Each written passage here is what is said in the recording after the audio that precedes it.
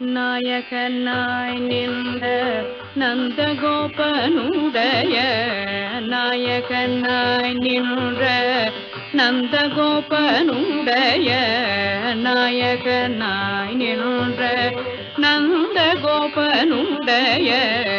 நாயகனாய் நின்ற நந்தகோபனுடைய நாயகனாய் நின்ற நந்தகோபனுடைய நாயகனாய் நின்ற நந்தகோபனுடைய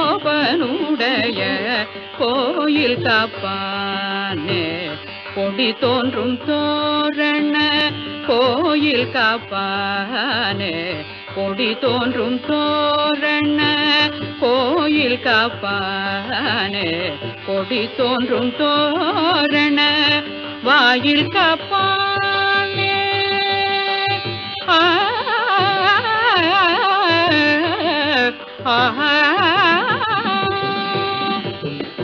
வாயில் காப்பானே மணிக்கதவம் தாழ்த்திரவாய் வாயில் காப்பானே மணிக்கதவம் தாழ்த்திரவாய் வாயில் காப்பானே மணிக்கதவம் தாழ்த்திரவாய் வாயில் காப்பானே மணிக்கதவம் தாழ்த்திரவாய் ஆயர் சிறுமியரோமுக்கு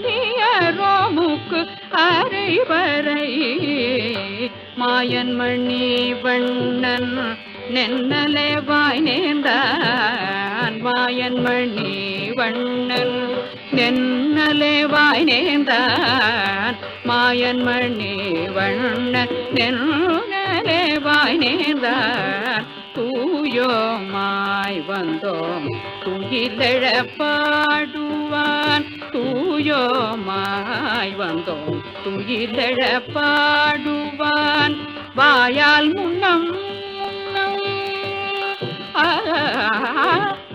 வாயால் முன்னம் முன்னம் மாற்றாதே அம்மா வாயால் முன்னம் முன்னம் மாற்றாதே அம்மா வாயால் முன்னம் முன்னம் மாற்றாதே அம்மா நீ நேய நில கதவு நீ கேளோ ரெம்பாவாய் நாயகனாய் நின்ற நந்தகோபன்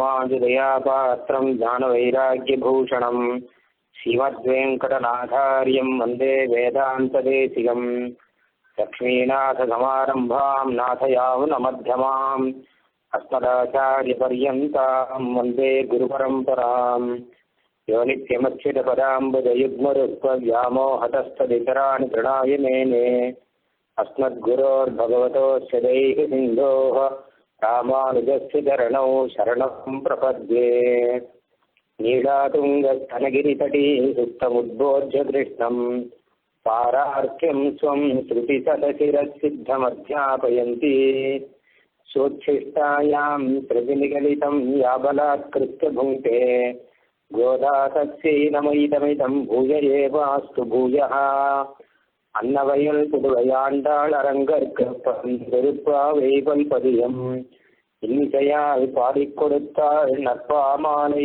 பூமாலை சூடிக் கொடுத்தாளை சொல்லு சூடிக் கொடுத்த சுடற்கொடியே தொல்பாவை பாடி அருள வல்ல பல்வளையாய் நாடினி வேங்கடவர்க்கென்னை விதி என்னையும் மாற்றம் நாங்கடவா வண்ணமே நல்கு ஸ்ரீ விஷ்ணுசித்த குலநந்தன கல்பவல்லீம் ஸ்ரீரங்கராஜ ஹரிச்சந்தனயோகதிருஷ்யாம் சாட்சாத் க்ஷமாம் கருணயா கமலாமிவான்யாம் கோதாமனன்யசரண சரணம் பிரபத்யே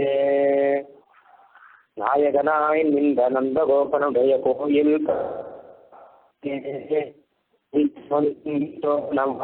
காப்பானே மணிக்கதவம் தாழ்த்திரவாய் ஆயர் சிறுமையரோமுக்கு அரை பறை மாயன் அணிவண்ணன் வெண்ணலே வாய் நேர்ந்தான் தூயோமாய் வந்தோம் துயிலெழப்பாடுவான் வாயால் முன்ன உன்னம் மாற்றாதே அம்மா நீ நேய நிலை கதவம் நீக்கேனோர் எம்பாவாய்.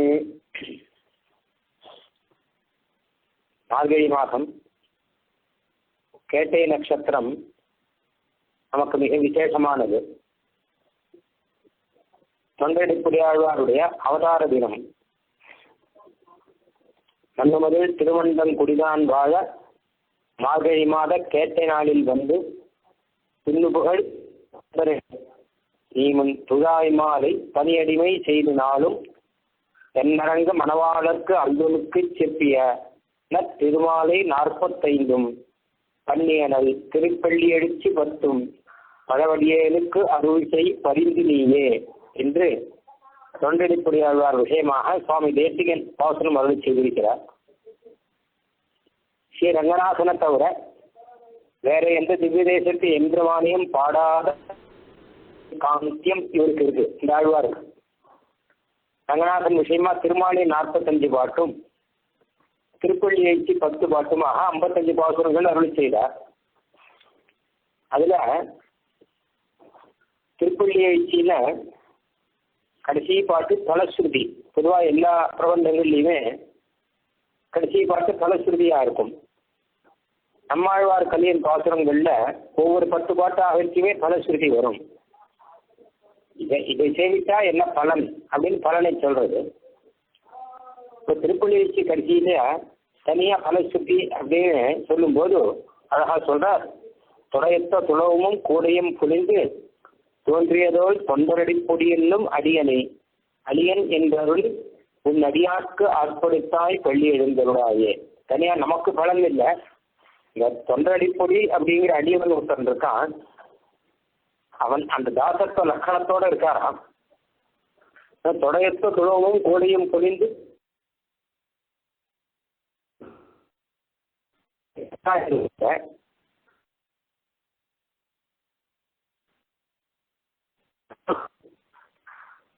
இன்னும் அடியனை அடியன் என்பது உன் அடியார் காட்படுத்தாய். இந்த தொண்டடிப்பொடியனை உன்னுடைய அடியவர்களுக்கு ஆட்படுத்த வேணும். உன்னுடைய பக்தர்களுக்கு கைங்கரியம் செய்கிறவனாக, பக்தர்களோட எப்பொழுதும் சேர்ந்து இருப்பவனாக இவரை ஆக்க வேண்டும் அப்படின்னு பிரார்த்திக்கிறார். அப்போ இந்த பிரபந்தத்துக்கு பலன் என்ன அப்படின்னு கேட்டா, திருப்பள்ளி எழுச்சி ஒரு பாடின பிரபந்தம் ரங்கநாதன் விஷயமா. திருப்பள்ளி எழுச்சி தனி பிரபந்தமா பாடினார் ஒருத்தர் தான். ஆச்சரியமான பாடம். எல்லாரும் நித்தியப்படி அனுசந்தானம் பண்றோம். மார்கழி மாசம் நித்திய அனுசந்தானம் பண்றோம். முதல்ல பெருமாளுக்கு சுப்பிரபாதத்தில் இதுதான் நம்ம அனுசந்தானம் பண்றோம். பலன் என்ன அப்படின்னு கேட்டாங்கன்னா, இந்த திருப்பள்ளி எழுச்சி பாடி பெருமாள் கிட்டே சீவை குண்டத்தை வாங்குறது கூட முக்கிய பலனா தோணலை இருக்கு. ஏன்னா அடியாருக்கு ஆட்படுத்தால் என்னுடைய பக்தர்களோட நான் சேர்ந்து இருக்கும்படி அவர்களுக்கு ஏதோ சுசூச பண்ணும்படியாக என்ன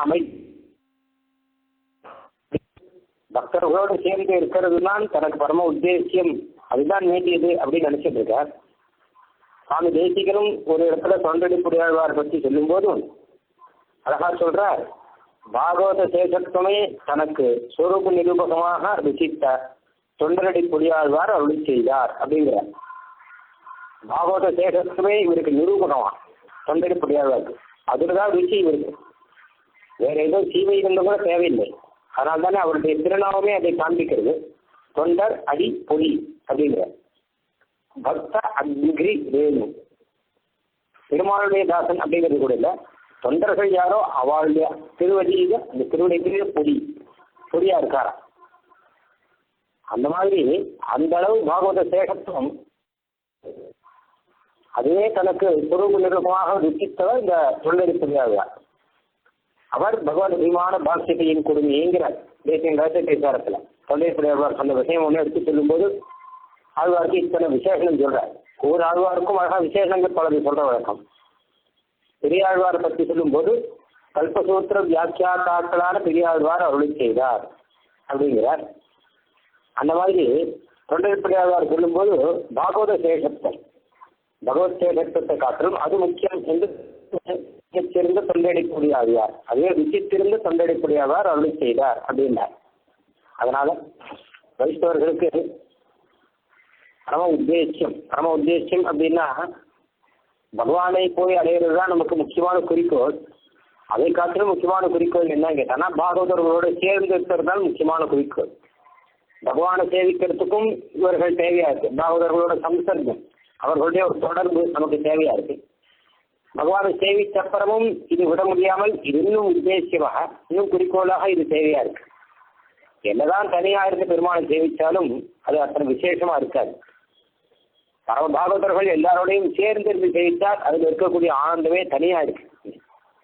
அதனால்தான் தொல்லைப்படியாளர் சொல்ற, சுந்தரர் நெருக்க விச்சாதரர் நூக்க இயக்கணும் மயங்கின திருவடி விடுவான் அந்தரம் பாரிடம் இல்லை மற்றிடுவோ அரங்கத்தம்மா பள்ளி எழுந்துள்ளாயே.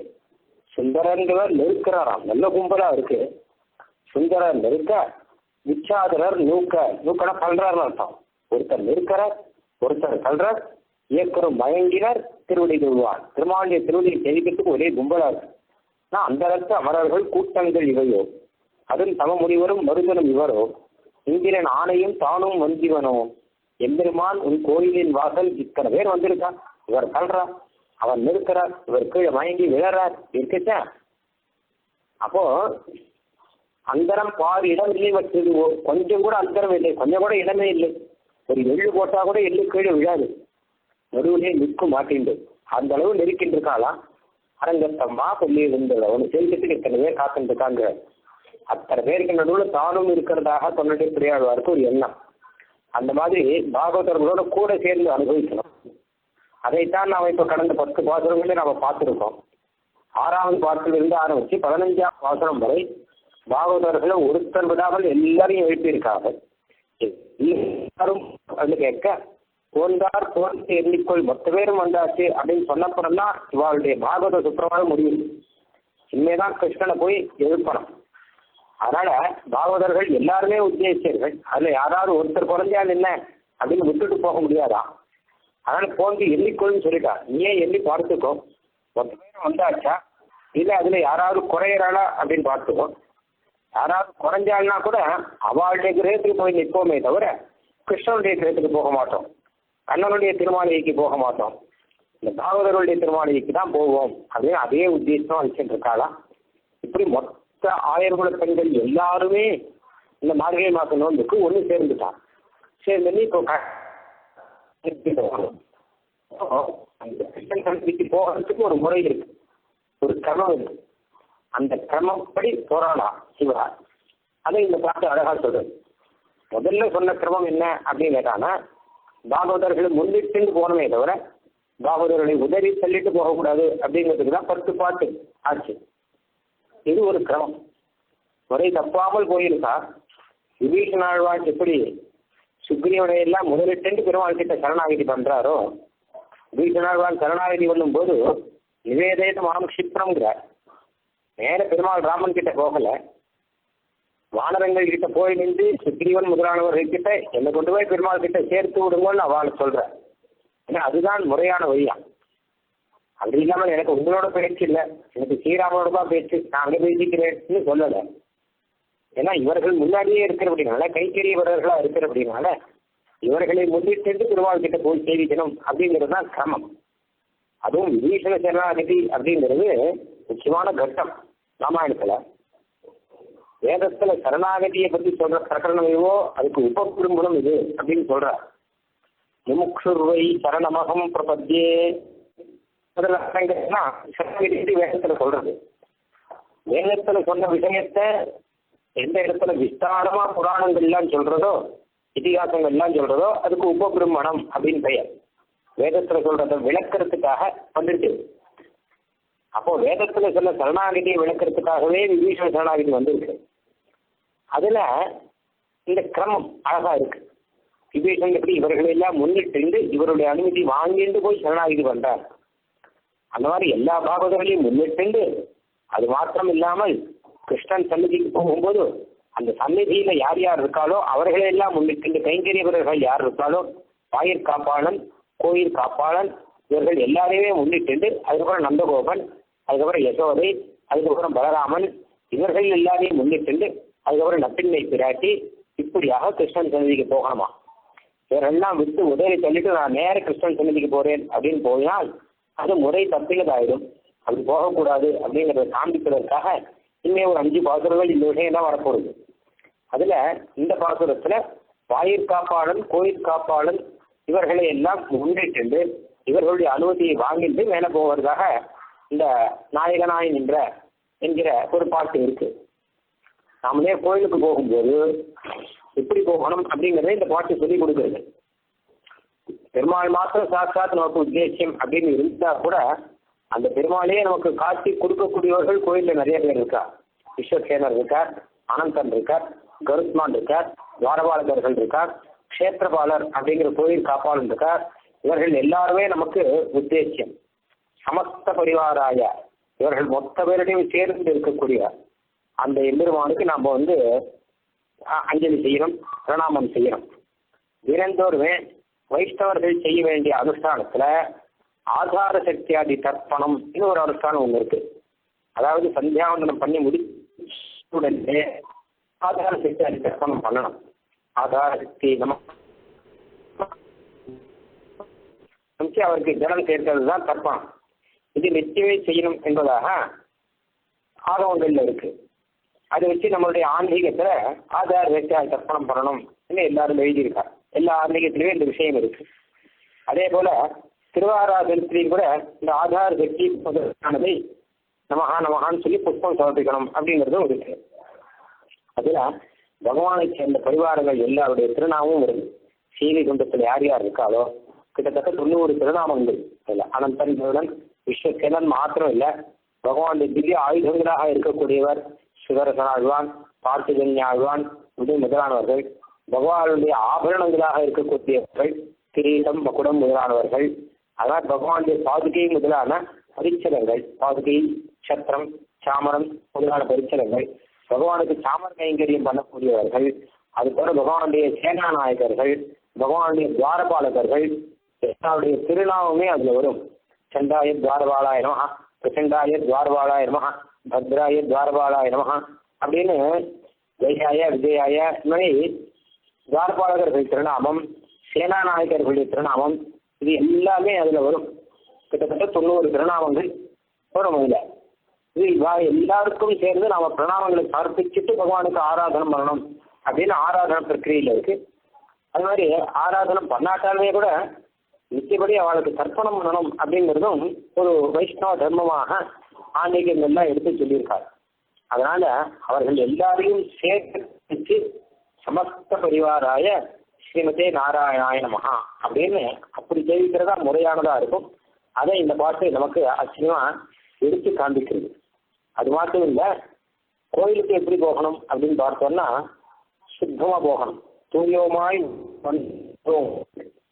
சுத்தமா போகணும் அப்படின்னா அபசாரம் இல்லாத போகணும் என்ன அர்த்தம். கோயில்ல போய் அபசாரம் பண்ணக்கூடாது. வெளியில இருந்து பண்ற அபசாரம் இருக்கட்டும். சில பேர் கோயிலே போய் அபசாரம் பண்ணுவார். அது கட்டாயம் பெரிய தப்பு. இது வெளியில இருந்து பண்ற அபசாரத்தை காட்டு. அதுக்குதான் பகவத் அபசாரம் அப்படின்னு தனியா எழுதி வச்சிருக்காரு. ஏன்னா எம்பெருமான் கிட்ட பண்ற அபசாரங்கள் பல விதம் இருக்கு. இப்போ உதாரணத்துக்கு சந்தியாவந்தனம் பண்றோம் நித்தியம். சந்தியாவந்தனம் பண்ணல அப்படின்னா அதே ஒரு அபசாரம் தான். ஏன்னா கிருத்திய அகரணம் என்ன பெயர். செய்ய வேண்டிய காரியத்தை செய்யாத போனால் அது ஒரு அபசாரம் ஆயிடும். நித்திய சந்தியாவந்தனம் பண்ண வேண்டியவன் சந்தியாவந்தனம் பண்ணல அப்படின்னா அது ஒரு அபசாரம். நித்திய ஸ்நானம் பண்ணி சாப்பிட வேண்டியவன் ஸ்நானமே பண்ணாமல் சாப்பிட்டான்னா அது ஒரு அபசாரம். இது எல்லாமே ஒரு விதமா பகவத் அபசாரம். அது மாதிரி செய்யக்கூடாது செஞ்சா அதுவும் ஒரு பெரிய அபசாரம். சந்தியாவந்தனம் பண்ணது மாத்திரம் இல்லை, ஒருத்தன் போய் சொல்றான் அப்படின்னு வச்சுக்கோம். அப்போ போய் சொன்னான்னா அது ஒரு அபசாரம். ஏன்னா பாவம் பண்றான். அதனால செய்ய வேண்டிய காரியத்தை செய்யாம இருக்கிறது, இல்லை செய்யக்கூடாத காரியத்தை செய்வது. அகிருத்தியானாம் சக்கரணம் கிருத்தியானாம் வர்ஜனம் சமே அப்படின்னு தேசியம் எடுத்து சொல்ற. இதுலமே அகிருத்தியகரணம் கிருத்திய அகரணம் இது 2 அபசாரம். இதை தவிர 3வது பகவத் அபசாரம் அப்படிங்கிற. பகவத் அபசாரம்னா என்னன்னு கேட்டோம்னா இதெல்லாம் வெளியில நம்ம ஆத்துல இருந்து பண்ற அபசாரம். அப்படி இல்லாட்டாலும் எங்கேயாவது கடைக்கு போக பண்ற அபசாரம் அப்படிலாம் இருக்கு. ஆனா சாட்சாத் எம்பெருமான் சன்னதிக்கு எம்பெருமான் கோயில்லையோ இல்ல ஆத்துல பெருமாள் சன்னதியிலையோ அங்க சாட்சாத் பெருமாள் கிட்டே அபசாரப்பட்டானா அதுக்கு பகவத் அபசாரம் அப்படின்னு பெயர் வச்சிருக்காங்க. எல்லாமே பகவத் அபசாரமானாலும் இது விசேஷமா அப்படி சொல்றது.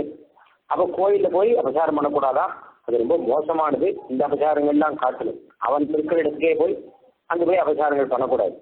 என்னென்ன அபசாரம் பண்ணக்கூடாது அப்படிங்கிறத வராக புராணத்துல வராக பெருமாள் சாதிக்கிறார். பூமி பிராட்டிக்கு வராக பெருமாள் வராக புராணம் அதுல என்னுடைய சன்னதியில் வந்து யார் இந்த மாதிரி அபசாரப்படுறானோ அவனை நான் ஒரு நாளும் மன்னிக்கவே மாட்டேன் அப்படிங்கிற. ஏன்னா க்ஷமாமி வசுந்தரே, வசுந்தரே நான் பூமியே, நான் அவர்களை மன்னிக்கவே மாட்டேங்கிறார். பூமாதேவி தான் பெருமாளுக்கு மன்னிப்பை எடுத்து சொல்றதே. பொறுத்துக்கணும், எல்லாரையும் பொறுத்துக்கணும், பொறுமையை எடுத்து சொல்றதே பூமாதேவி தான். அந்த பூமாதேவி கிட்ட தான் இப்ப பெருமாள் சொல்றார், அதுவும் வராக பெருமாள் சொல்றார், எதை வேணும்னாலும் நான் பொறுத்துக்குவேன், ஆனால் என் சன்னதியிலேயே வந்து என்னிடமா பண்ற அபச்சாரத்தை என்னால ஒரு நாளும் பொறுத்துக்க முடியாது அப்படின்னு பூமாதேவிக்கே பெருமாள் பதில் சொல்லியிருக்காரா. அத்தனை மோசமான அபச்சாரங்கள் இந்த அபச்சாரங்கள்லாம், கோயில்ல போய் பகவான் கிட்ட பண்ற அபச்சாரங்கள்.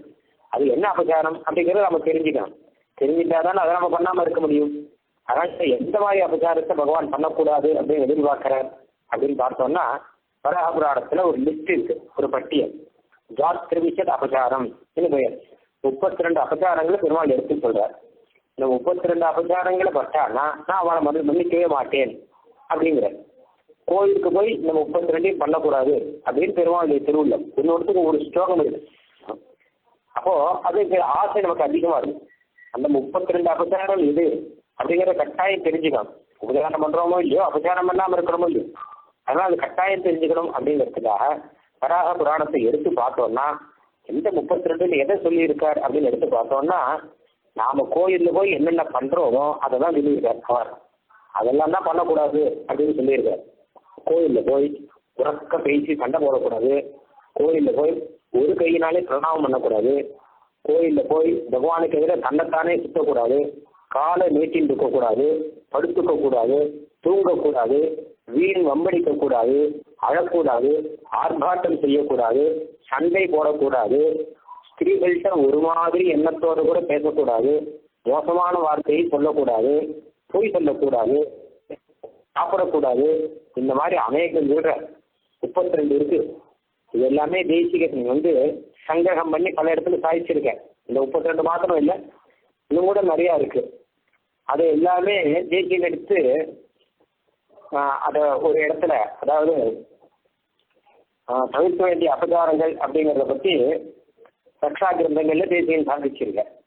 அப்போ இந்த மாதிரி அபச்சாரங்கள்லாம் இல்லாமல் பகவான் கிட்ட போகணும் அப்படிங்கிறத காண்பிப்பதற்காக தூயோமாய் வந்தோம் அப்படிங்கிற விஷயமும் இருக்கு. ஆக பாகவதர்களை முன்னிட்டு போனோம். பகவானை சேர்ந்தவர்கள் யார் யார் இருக்காலோ அவர்கள் எல்லாரையும் நாம் வந்து அவருடைய அனுமதியை வாங்கிட்டு போனோம். அதே மாதிரி தூயமாய் சுத்தமாக போகணும். அது மாதிரி தூயிலழ பாடுவான். எதுக்காக கோயிலுக்கு போறோம் அப்படிங்கிறது முக்கியம்.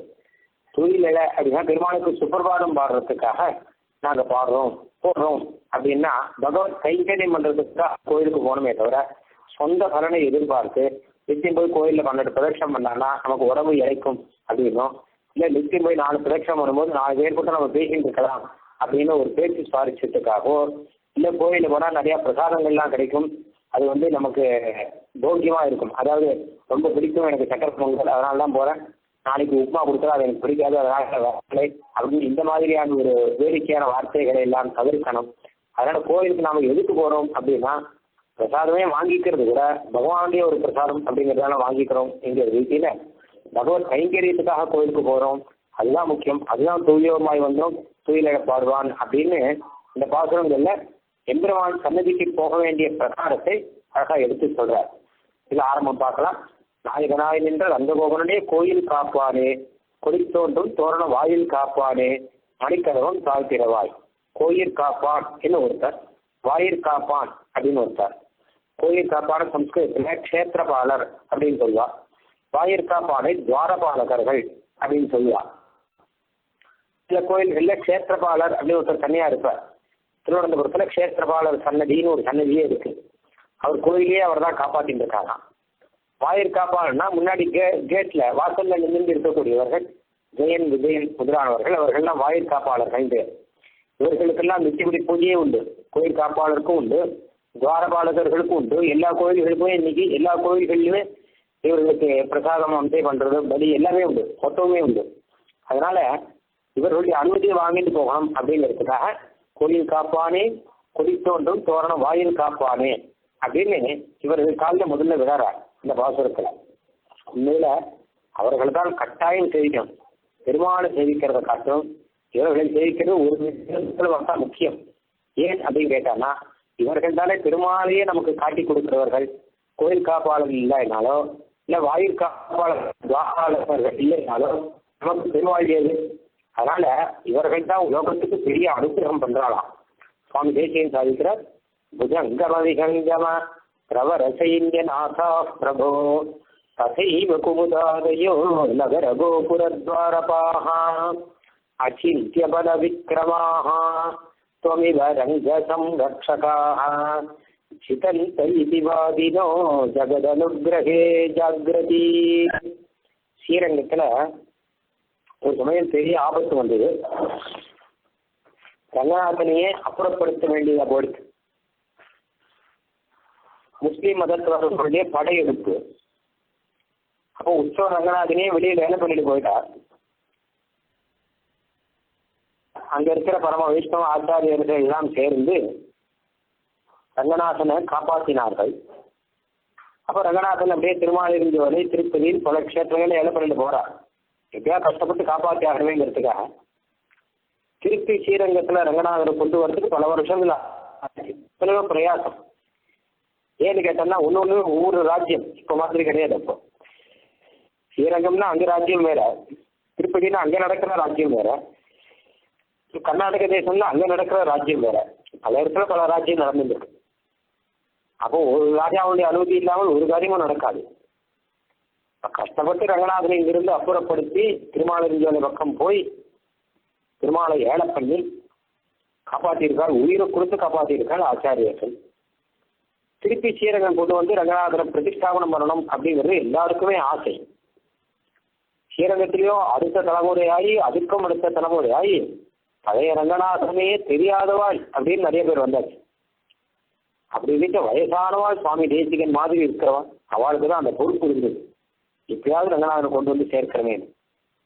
சுவாமி தேசிகன் என்ன பண்ணுவார், அவருக்கோ வயசாயிருக்கு, அவருக்கோ பெரிய அளவில் ராஜாக்கள்லாம் தெரியாது. அப்போ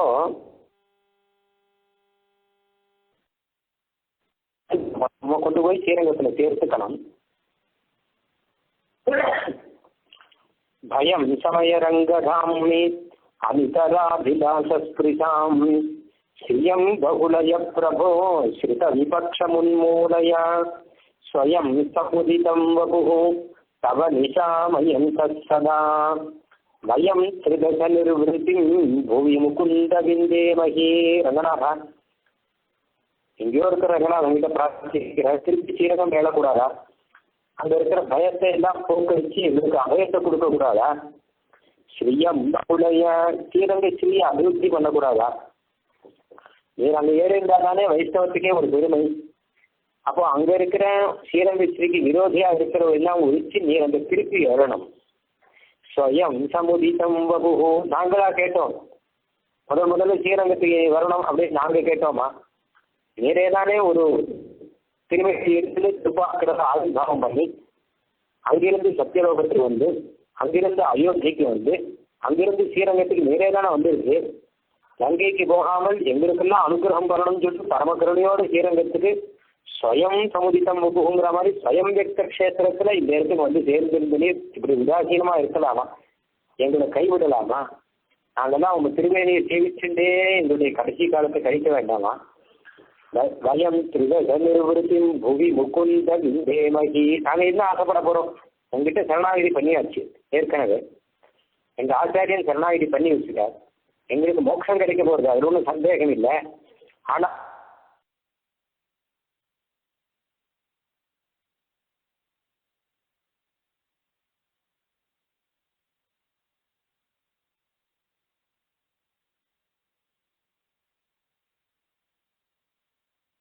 இந்த இடத்துல நீங்க தரணும் அப்படின்னு உள்ளத்தை உருக்கிற மாதிரி சுவாமி தேசிகன் அருளி செய்த ஒரு ஸ்தோத்திரம் அபீதிஸ்தவம் அப்படின்னு பெயர். அபயம் கொடுக்கிற பெருமான் கிட்டையே அபயத்தை பிரார்த்திக்கிறார். நீர் வந்திருந்தால் அதுதான் அபயம், நீர் இல்லை அப்படின்னா எங்களுக்கு அதை காட்டில பெரிய பயம் எதுவுமே இல்லை அப்படின்னு அபயத்தை பிரார்த்திக்கிறார். அந்த ஸ்தோத்திரத்துல ஒரு ஸ்லோகம் இருக்கு. புஜங்கம விஹங்கம பிரபர சைன்யநாதா பிரபோ ததைவ குமுதாதய நகர கோபுர துவாரபாக. சைன்யநாதர்கள், நகர பாலகர்கள், கோபுர பாலகர்கள், துவார பாலகர்கள் யார் யார் இருக்காலோ எல்லாரோடையும் நீர் வந்து இருக்கணும். அச்சிந்திய பல விக்ரமாக, அவர்களுக்கெல்லாம் எப்படிப்பட்ட பெருமை இருக்கு. அவர்கள் தான் உண்மையிலேயே காப்பாற்றுவார். துணிவ தங்க சம்ரட்சகாக, எங்களை காப்பாற்றுறவர்களும் அவர்கள் தான். வாயில் காப்பாளர்கள், கோயில் காப்பாளர்கள், சேனா பாலகர்கள், இவர்கள் எங்களை காப்பாற்றுறாலும் இவாதான். ரங்கநாதனே உண்மை காப்பாற்றுறவர்களும் அவர்கள் தான். லோகத்தை மொத்தத்தையே காப்பாற்றுறவர்கள் உண்மையில் அவர்கள் தான். ஏன்னா உலகத்தை எல்லாம் காப்பாற்றக்கூடிய உண்மையும் காப்பாற்றுவார்கள் அவர்கள் அப்படின்னா, அப்போ துவமிவரங்க சம்ரட்சகாக ஜிதந்த இதிவாதினா ஜெகதனுகிரகே ஜாகிரதி. அவர்கள் அப்படி எப்படி பெருமாளை காப்பாற்றுறாங்க அப்படின்னு கேட்டானா, பெருமாள் தான் சர்வஜாச்சு, பெருமாள் தான் சர்வசக்தனாச்சு, இவர்கள் எப்படி காப்பாற்றுறாள் அப்படின்னா ஜிதந்தேன்னு சொல்றாளாம். பல்லாண்டு பல்லாண்டு பல்லாண்டு பாடியே பெருமாளை காப்பாற்றுறாளாம். உண்மையில பெருமாளுக்கு ரட்சை அப்படிங்கிறது கோயிலை போட்டிருக்கிற பெரிய கதவுனாலேயோ, இந்த பெரிய புத்திரையினாலேயோ, இந்த பெரிய மருத்துவரையோ, அதனால பெருமாளுக்கு பெரிய ரட்சை இருக்கலாம். பெருமாளுக்கு ரட்சை இது, பெருமாளுக்கு பெருமை இது அப்படின்னு கேட்டா, பெருமாளுக்கு பல்லாண்டு பாடுறதுக்கு 10 பேர் இருந்தா வச்சுக்கோங்க, அதுதான் உண்மையிலேயே பெருமையா இருக்கும் பெருமாளுக்கு. அதுதானே ஸ்ரீரங்கத்தெல்லாம் உண்மையிலேயே பெருமை கேட்கறது. அதனால இவர் எல்லாம் அதைத்தான் பண்ணிட்டு இருக்கா. ஆயிரக்காப்பாளர்கள்லாம் ஜிதந்தே ஜிதந்தே பல்லாண்டு பல்லாண்டு பல்லாயிரத்தாண்டு அப்படி பெருமாளுக்கு பல்லாண்டு பாடி காப்பாற்றுறாளாம். இதுதான் உண்மையான ரட்சை சாசனம் அப்படின்னு சொல்றோம். ஆச்சாரியர்களுடைய மங்களாசாசனம், ஆழ்வார்களுடைய மங்களாசாசனம், பாகவதர்களுடைய மங்களாசாசனம், இதுதான் பெருமாள் எதிர்பார்க்கிறானா. அவனை யாரும் காப்பாற்ற வேண்டிய அவசியமே இல்லையே, அவன் சர்வசக்தனாச்சே. ஆனா கூட இந்த மங்களாசாசனத்தினால அவனுக்கு ஒரு உண்மையான ரட்சவர் தான் பெருமாளே நினைக்கிறாளாம். அந்த ரீதியில் ஜிதந்த இதிவாதினா ஜெகதனுகிரகே ஜாகிரதி, உலகத்தை எல்லாம் அனுகிரகம் பண்றதுக்காக பெருமாள் கிட்டவே ஜிதந்தேன்னு சொல்லி பெருமாளை காப்பாற்றி கொடுக்கிறவர்கள் இவர்கள் மொத்த பேருமே, நகர கோபுர துவாரபாலகர்கள் எல்லாருமே. அவர்களுக்காக ஒரு ஸ்லோகம் அந்த தேசியம் சாதிச்சிருக்கார். அதே மாதிரி திருப்பாவையிலும் அந்த கிரமத்துல திருப்பாவை அனுசரிச்சுதான் சுவாமி தேசிகர் அந்த ஸ்லோகத்தை சாதிச்சிருக்கார் அப்படின்னு சொல்லணும். அந்த ரீதியில கோயில் காப்பானே, கொடித்தோன்றும் தோரண வாயில் காப்பானே அப்படின்னு அவர்களுடைய காலில் போய் விழுகிறார் இந்த ஆயர்குல தந்து. எந்த கோயில் அப்படின்னு கேட்டா, நாயகனாய் நின்ற நந்தகோபனுடைய கோயில் காப்பானே. கிருஷ்ணன் சந்நிதிக்கு வந்திருக்கார்.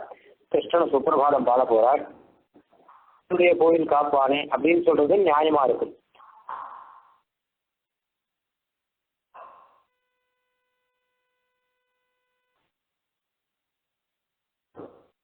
அப்படின்னு சொல்றாளாம். என்ன காரணம் அப்படின்னு கேட்டா, கிருஷ்ணனுக்கே அதுதான் ரொம்ப பிடிக்கும். தன்னுடைய கோயில்னு சொல்றதை காட்டிலும் நந்தகோபனுடைய கோயில் அப்படின்னு சொன்னாதான் கண்ணனுக்கே ரொம்ப இஷ்டமா. மொத்தமே நந்தகோபனுடையது. கண்ணன் சின்னவன் அப்படிங்கிறது மாத்திரம் இல்லை, தன்னுடைய பிதாவை சொல்லி சொல்லணும் அப்படின்னு அவனுக்கே ஒரு ஆசை, ஒரு பெருமை. அதனால ராமாயணத்துல, ஸ்ரீமத் ராமாயணத்துல பார்த்தோம்னா, ராமன் தன்னுடைய பிதா தசரதருடைய ராஜ்யத்தை நினைச்சுட்டு இருந்தான். கடைசி வரைக்கும் அப்படிதான் நினைச்சுட்டு இருக்கார். பெருமாள் ராவண சம்ஹாரத்தை முடிச்சுட்டு திரும்பி வரும்போது, புஷ்பக விமானத்துல திரும்பி வரும்போது சீதா தேவிக்கு ஒவ்வொரு இடமா காண்பிக்கிறார். இந்த இடத்தை பாரு, இங்க நலம் கட்டின சேதுவை பாரு, இங்க கிருஷ்ணகிரியில வாலி வரம் நடந்த இடத்தை பாரு, இங்கதான் சுக்ரீவன் தான் ஒவ்வொரு இடமா காமிச்சுட்டு வர, இங்கதான் பஞ்சவதி, இங்கதான் அடுத்த சித்திரக்கூட்டம், அப்படி ஒவ்வொரு இடமா காமிச்சுட்டு வர வழியோ. அப்ப அயோத்தி கிட்ட வரும்போது அழகா சொல்றாரா, ராஜதானி பிதுர்மம, அயோத்தியாவுக்கு ஒரு வைதேகி பிரணாமம் புனராஜதா, இந்த அயோத்தியை ஒரு பிரணாமம் பண்ணிக்கோ அப்படின்னார். ஏன்னா நம்மளுடைய ராஜ்யம் அப்படின்னு தானே சொல்லணும். பிதுர்மம, என்னுடைய அப்பாவுடைய ராஜதானி இது இன்னும் சொன்னாரா. அவருடைய அப்பா சொர்க்கத்துக்கு போய் கிட்டத்தட்ட 12 வருஷத்துக்கு மேலே ஆயாச்சு இல்லையா. இவர் காட்டுக்கு போகும்போது அவர் போயிட்டார். இப்போ 14 வருஷம் ஆயாச்சு. இப்போ 14 வருஷம் கழிச்சும் எங்க அப்பாவுடைய ராஜ்யம் இது அப்படின்னு இவர் நினைச்சிட்டு இருந்தார் அப்படின்னா, அதுதான் இங்க குறிப்பு. என்ன கேட்டா, தனக்காக அப்படின்னு பெருமாள் எதையுமே நினைக்கலையா.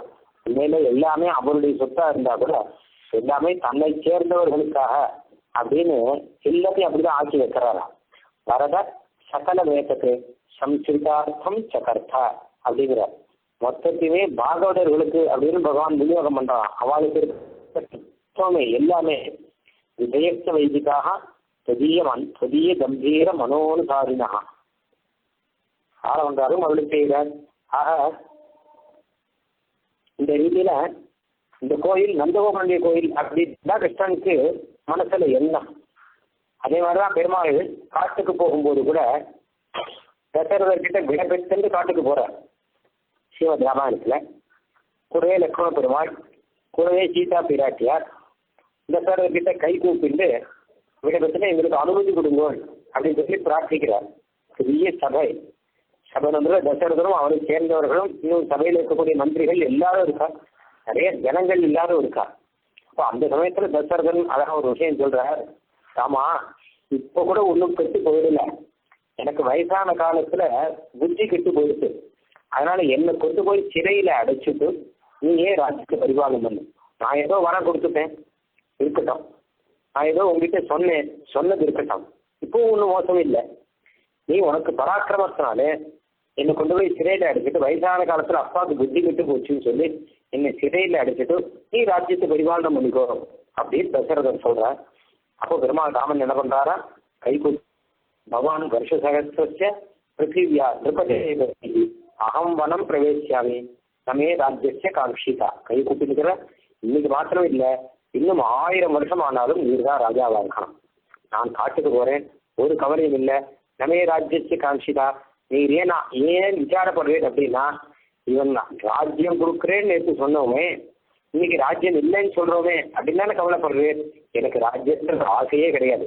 ராஜ்யமானாலும் சரி, காடு ஆனாலும் சரி, ரெண்டுமே ஒண்ணுதான் என்னை பொறுத்த வரைக்கும். நான் ஆசைப்பட்டு ராஜ்யத்தை வாங்கிக்கல. நேற்று ராஜ்யம் கொடுக்குறேன், முன்னாள் சாயங்காலம் ஸ்ரீராமனை கூட்டு நாளைக்கு உனக்கு பட்டாபிஷேகம் அப்படின்னு சொல்லிட்டார் தசரதர். அப்போ ராஜ்யம் கொடுக்குறேன் அப்படின்னா, ஆஹா நமக்கு ராஜ்யம் அப்படின்னு ஆசைப்படுறவனா இருந்தா அப்போ மறுநாள் அது இல்லை அப்படின்னா கஷ்டமா இருக்கும். நமக்கே கூட முன்னாள் கூட்டு நாளைக்கு உனக்கு 1000 ரூபா தரேன் அப்படின்னு ஒருத்தர் சொல்றேன்னு வச்சுக்கோம். அப்போ மறுநாள் காத்தால கூட்டு உனக்கு 1000 ரூபா இல்லை அப்படின்னா நம்ம அவரை வெய்ய ஆரம்பிச்சிடுவோம் அப்படின்னு. அப்போ நேற்று எதுக்கு 1000 ரூபா கொடுக்குறேன்னு, ஏன் போய் சொன்னீர், ஏன் என்ன ஏமாத்துற, நீ போய் சொல்றவர், நீ ஏமாத்துறவர், நீ குரூரமானவர் அப்படின்னு வெய்ய ஆரம்பிச்சிடுவோம். ஆனால் தசரத சக்கரவர்த்தி முன்னாள் சாயங்காலம் கூட்டு நாளைக்கு உனக்கு ராஜ்யத்துல பட்டாபிஷேகம் பண்றேன் அப்படின்னு சொல்லிச்சு ராமன் ஏற்றுந்தார். மறுநாள் கூட்டு உனக்கு ராஜ்யம் இல்லை, நீ காட்டுக்கு போகணும் அப்படின்னா அதையும் ராமன் ஏற்றுக்கிறாரா. என்ன காரணம் அப்படின்னா, அதான் சொல்ற நமே ராஜ்யத்தை காங்கிதா. ராஜ்யத்துல ஒரு ஆசையினால ராஜ்யத்தை ஏற்றுக்கல முதல்ல. சரி அப்படின்னு சொன்ன இதுக்காக கேட்டானா, அப்பா கொடுக்குறாருன்றதுக்காக தன்னுடைய பிதா என்ன சொல்றாரோ அதை கேட்கணும் அப்படிங்கிறத உத்தேசம். ராஜ்யங்கிறது உத்தேசம் இல்லை, பிதா என்ன சொல்றாரோ அதை கேட்கணும் அப்படின்னா. இப்போ இன்னைக்கு காட்டுக்கு போன்னு சொல்லிச்சு, இப்போ அந்த உத்தேசம் நடக்கிறது இல்லை. பிதா என்ன சொன்னாரோ அதை கேட்கணுங்கிறது இப்போவும் இருக்கு. அப்போ ராஜ்யம், இப்போ காடு. இவருக்கு அப்பா என்ன சொல்றாரோ அதை கேட்கணும் அப்படின்னு மாத்திரம் அவருடைய உத்தேசம். அது ராஜ்யமானாலும் சரி, காடானாலும் சரி, ராஜ்யம் வா வனவாசோவா வனவாசோ மகோதயா அப்படி எதுவா இருந்தா என்ன, எதிர்வாக்கியம் தானே நடக்கிறது. அதனால ஒரே உத்தேசத்துல இருக்காரா. அதான் சொல்ற யதா பிதரி சுஷ்ரூஷா சத்தியவா வச்சன கிரியாங்க. நான் இங்க ராஜ்யத்துல இருந்தேன்னா ராஜ்ய பரிபாலனம் பண்ண போறேன் இல்லை, அப்பாவுக்கு சுஷ்ரூஷம் பண்ண போறேன், அவர் சொல்றதை கேட்டு இருக்க போறேன். நான் காட்டுக்கு நான் அப்பனுடைய வச்சனத்தை பரிபாலனம் பண்ண போறேன், காட்டுக்கு போது சொன்ன வச்சனத்தை பரிபாலனம் பண்ண போறேன். ரெண்டும் ஒன்று தானே. இங்க இருந்து அப்பா சொல்றதை கேட்கணும், இல்ல காட்டுல இருந்து அப்பா சொல்றதை கேட்கணும். ஆக என்னை பொறுத்த வரைக்கும் ரெண்டும் ஒண்ணுதான் அப்படின்னு சொல்லி ஒரு ஆசையோ இல்ல ஒரு கோபமோ எதுவுமே இல்லாமல் இவர் கிளம்பி காட்டுக்கு போனார். இன்னும் ராமாயணத்துல அழகாக வரும். ஆக ராஜ்யம் கூட அப்பாவனுடையதான், அன்னைக்கும் அப்பாவனுடையதான், காட்டுக்கு போன்னு சொல்லிச்சும் அப்பாவனுடையதான், திரும்பி வந்து பட்டாபிஷேகம் தான் அப்படின்னு முடிவு பண்ணாராம். அந்த மாதிரி கிருஷ்ணன் இப்போ நந்தகோபனுடைய கோயில் அப்படின்னு சொன்னாதான் அவனுக்கு ரொம்ப இஷ்டம். அதனால நாயகனாய் நின்ற நந்தகோபனுடைய கோயில் காப்பானே, கொடி தோன்றும் தோரண வாயில் காப்பானே. அழகா கொடியெல்லாம் இருக்கான். ஏன்னா தூரத்திலிருந்து வரவாளுக்கெல்லாம் தெரியணும் அப்படிங்கிறதுக்காக கொடி இருக்கு.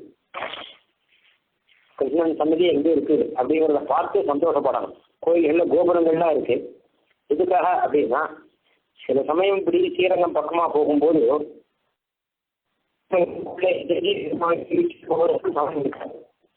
இதே குறிப்பாக்க போகுது, பஸ்ஸெல்லாம் தள்ளி போடுது. அப்போ தூரத்திலிருந்து ஸ்ரீரங்கத்துல அந்த ஐசிங்கர் கட்டின ராஜகோபுரம் இருக்கு இல்லையா, அந்த ராஜகோபுரத்தை பார்த்து ரங்கநாதரை நினைச்சு ஒரு கை கூப்பினோம்னா ஒரு ஆனந்தம் மனசுக்குள்ள இருக்கு. அதே மாதிரிதான் மதுராந்தகம் கோயிலையோ இல்லை வானமாமலை கோயிலையோ அந்த பக்கம் அப்படி போகும்போது அந்த கோயிலை பார்த்து கை கூப்பினாலே மனசுக்கு ஒரு சந்தோஷம் இருக்கு, மனசுக்கு ஒரு ஆனந்தம் இருக்கு, பெருமாளை சேவிச்ச ஒரு திருப்தி இருக்கு. இல்லை உடனே அந்த பாசுரத்தை சொன்னா பெருமாளை சேவிச்ச ஒரு அனுபவமே தானா வந்து சேர்ந்துடுது. அந்த ரீதியில கொடி இருக்கிறது எதுக்காக அப்படின்னு கேட்டோம்னா தூரத்திலிருந்து இருக்கவாலும் தரிசனம் அப்படிங்கிறதுக்காக. எப்படியானால் சித்திரகூடத்துல பெருமாள் ஸ்ரீராமனை பார்க்கணும்னு போற பரதன், அப்ப தூரத்திலிருந்து பார்க்கிற அந்த மலையில மேல ஆசிரமத்துல தூமம் தெரியுறான், புகை தெரியுறான். அதை பார்த்த உடனே இங்கதான் இருக்கார், ஏன்னா எப்போ புகை இருக்கோ அங்க மனுஷால் இருக்காருன்னு அர்த்தம். அப்ப இந்த இடத்துல ராமன் இருக்கார், இந்த இடத்துல அண்ணா இருக்கார் அப்படின்னு அதை நினைச்சு சந்தோஷப்பட்டாராம். அந்த மாதிரி எல்லாரும் சந்தோஷப்படும்படியாக கொடி தோன்றும் தோரண வாயு. கிருஷ்ணன் இருக்கிறபடினாலும் கொடியோடு இருக்கு, அலங்காரத்தோடு இருக்கு. அந்த கொடித்தோ கோயில் காப்பான் வாயில் காப்பான் அவ 2 பேருடைய அனுமதியும் வாங்கிக்கிறார். மணித்தர்வம் சாதிக்கிறவாய் அப்படின்னு இந்த இடத்துல அழகா ஒரு விஷயம் வியாக்கியானத்தை சொல்லியிருக்கார். கோயில் காப்பாளர் அவருக்கு பெயர் இருக்கான், வாயில் காப்பாளனுக்கு ஒரு பெயர் இருக்கணும்.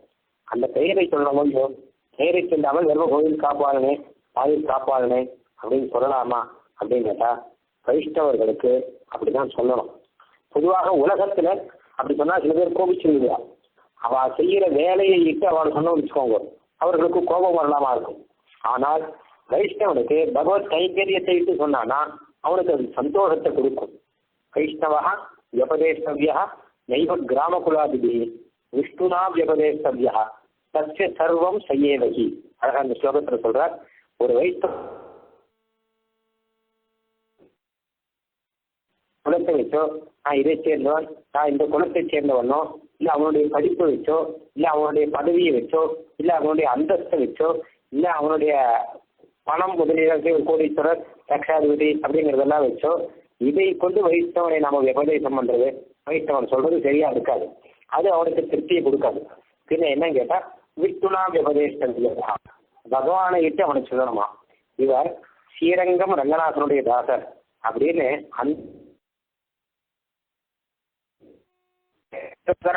இந்த கோயில்ல அந்த கைங்கரியம் பண்ணக்கூடியவர், இங்கே வேதபாராயணம் கைங்கரியம் பண்ணக்கூடியவர், அங்கே தீர்த்த கைங்கரியம் பண்ணக்கூடியவர், இங்கே திருவாலோட்ட கைங்கரியம் பண்ணக்கூடியவர் அப்படின்னு பெருமாளுக்கு தாசனாக அவர் எப்படி இருக்காரோ அதை வச்சு அவரை சொல்லணுமா. விஷ்ணுனா விபதேஷ்டவியா வைஷ்ணவன்னு சொல்லணும். அவனை வைஷ்ணவ அடையாளத்தை இட்டு சொல்லணுமே தவிர அவனுடைய தனிப்பட்ட அடையாளம் ஏதாவது ஒன்று இருந்ததுன்னா அதை வச்சு சொல்றது அவனுக்கு பிரீதியை கொடுக்காது. சத்திய சர்வம் செய்யவகி, இவனுக்கு எல்லாமே பகவான் விஷ்ணு தானே, அதனால விஷ்ணுவை இட்டு சொல்றதுதான் அவனுக்கு ரொம்ப உகப்பா இருக்கும், அதுதான் சரியா இருக்கும் அப்படின்னு சாஸ்திரம் சொல்றது. தேசியன்னு இந்த ஸ்லோகத்தை எடுத்திருக்கார். அந்த ரீதியில வைஷ்ணவர்களை எல்லாம் இப்படிதான் சொன்ன, இவர் கோயில் காப்பாளர், இவர் வாயில் காப்பாளர், இவர் திருமணப்பள்ளி கைங்கரியம் பண்ணக்கூடியவர், இவர் சந்நிதி பரிகாரம் பண்ணக்கூடியவர், இவர் இடவகாயம் பண்ணக்கூடியவர், இவர் தீக்காத தாங்கி அந்த கோயிலுக்கு திருமாலையாளர் பண்ணக்கூடியவர் அப்படின்னு சொன்னாதான் அவர்களுக்கு ஒரு பெருமை. பெருமைனா வைஷ்ணவனுடைய கைங்கரியம்ங்கிறது அவனுக்கு அத்தனை பெருமை சேர்க்கக்கூடியதா இருக்கான். அதனால அவர்கள் செய்ய கைங்கரியத்தையிட்டே அவர் சொல்றாராம். சுவாமி தேசிகன் நமக்கெல்லாம் தெரியும், பல விருதங்கள் வாங்கினவர். சுவாமி தேசிகன் எல்லாருக்குமே நிறைய விருதங்கள் இருக்கு. ஆனா சுவாமி தேசிகனுடைய விருதங்களுக்கு ஒரு பெருமை என்னன்னு கேட்டா விருதத்தை கொடுத்தவரே பெருமாள் தான், வேற யாரும் இல்லை. ரங்கநாதனானவர் வேதாந்தாச்சாரியன் வேதாந்த தேசிகன் அப்படிங்கிற விருதத்தை ஸ்ரீரங்கத்துல ரங்கநாதனே சாதிக்கிறார். ஸ்ரீரங்கத்துல ரங்கநாச்சியார் தாயாரு சர்வதந்திர சுதந்திரர் அப்படிங்கிற விருதத்தை கொடுக்கிறார். ஸ்ரீரங்கத்துல சீவைஷ்ணவர்கள்லாம் சேர்ந்து கவிதாட்சிக சிம்மம் அப்படின்னு விருதத்தை கொடுக்கிறார்கள். ரங்கநாதனே அந்த விருதத்தை உறுதிப்படுத்துறார். வாஸ்தவம்னா இவர் கவிதாட்சிக சிம்மம் தான் அப்படிங்கிறத பாதுகாப்பு பாட வச்சு ரங்கநாதன் உறுதிப்படுத்துறார். இப்படி பெருமாளாகவே அவரே கொடுத்த விருதங்கள் இந்த மாதிரி வேதாந்தாச்சாரியர் அப்படின்னும் இல்லை கவிதாட்சிக சிம்மம் அப்படின்னு இது ஒன்றுக்கும் அநேக அர்த்தங்கள் இருக்கு. வேதாந்தாச்சாரியன் விருதத்தை பற்றி சொல்லணும்னா 1 மணி காலம் சொல்லணும். எதனால பெருமாள் கொடுத்தார், ஏன் தேசிகனுக்கு மாத்திரம் கொடுத்தார் அப்படின்னா எடுத்து சொன்னா 1 மணி காலம் ஆகும். சர்வதந்திர சுதந்திரர் அப்படின்னு பிராட்டி கொடுத்தாருன்னா ஏன் பிராட்டி இந்த விருதத்தை ஏன் பிராட்டி கொடுக்கிறார், அதை ஏன் தேசிகனுக்கு கொடுக்கிறார், அதனுடைய தாற்பயம் என்ன, அதனுடைய பலன் என்ன, ஒன்றுக்குமே மகா வைபவங்கள் அடங்கி இருக்கு. இத்தனை பிரபாவங்கள் இருக்கு தேசிகனுக்கு, இத்தனை விருதங்கள் இருக்கு.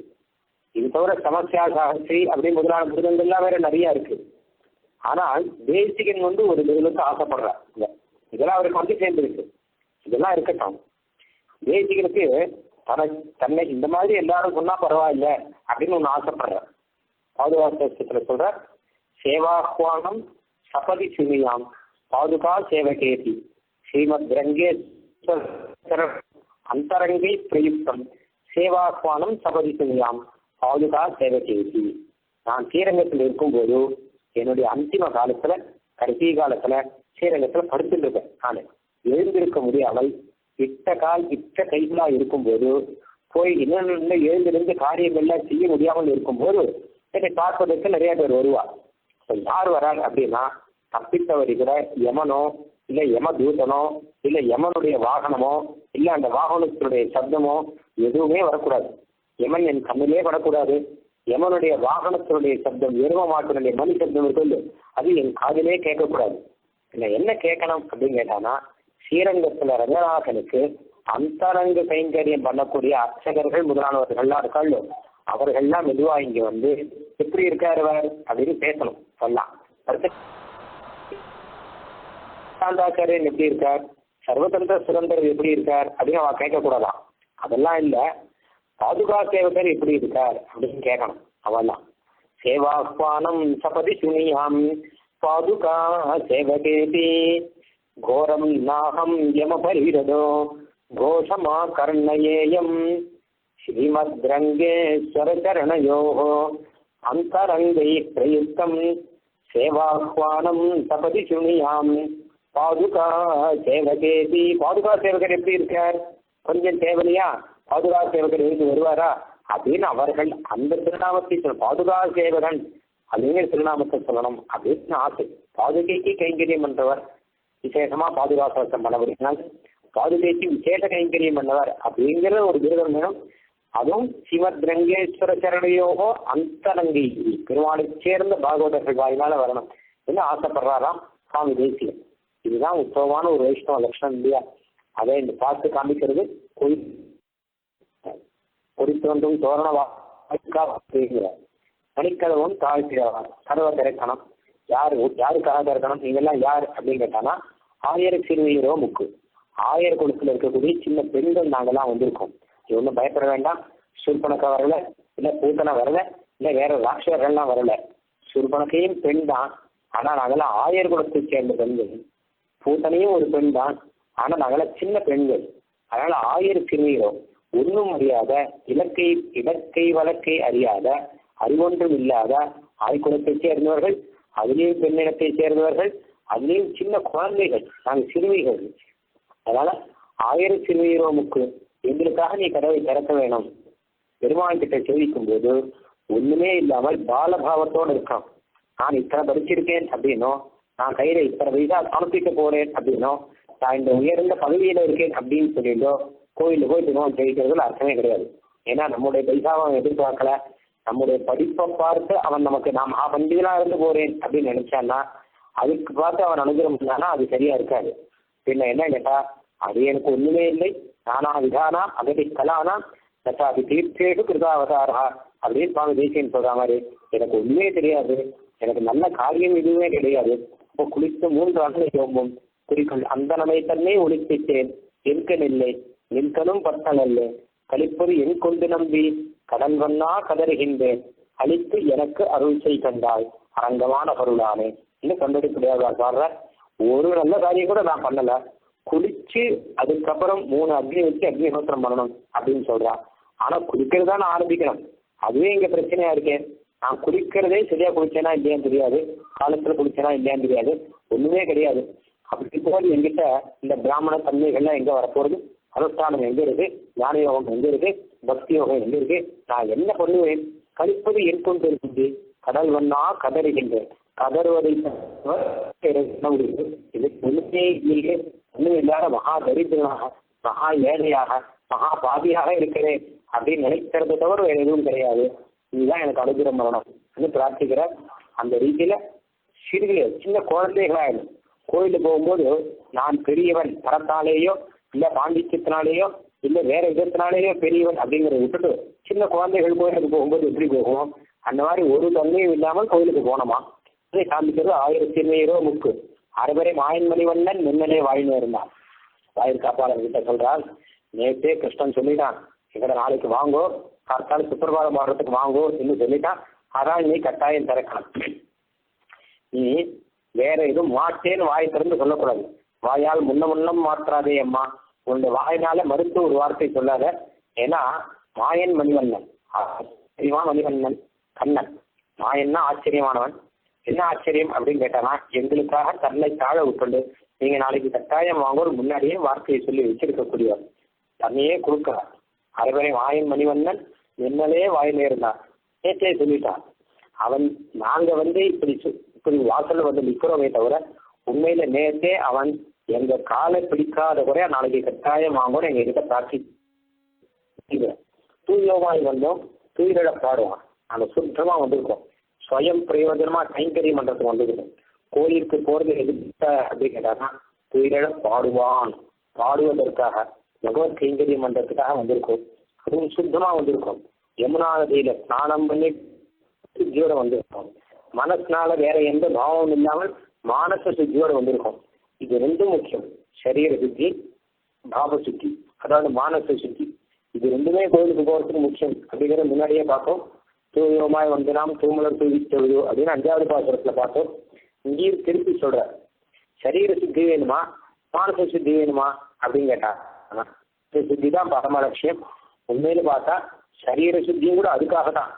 அண்ணா காலங்காத்தால எழுந்திருந்து பிராம முகூர்த்தத்துல 4 மணிக்கெல்லாம் எழுந்திருந்து பகவான் நாமாக்களை எல்லாம் சொல்லி தீர்த்தாவாடி 6 மணிக்கு சந்தியாவந்தனம் பண்ணி சரீரம் சுத்தமா ஆச்சாரமா யார் வேலையும் படாமல் மரியாதை இருந்தா வச்சுக்கோங்க. அப்போ மனசு தானா சுத்தமாகும்.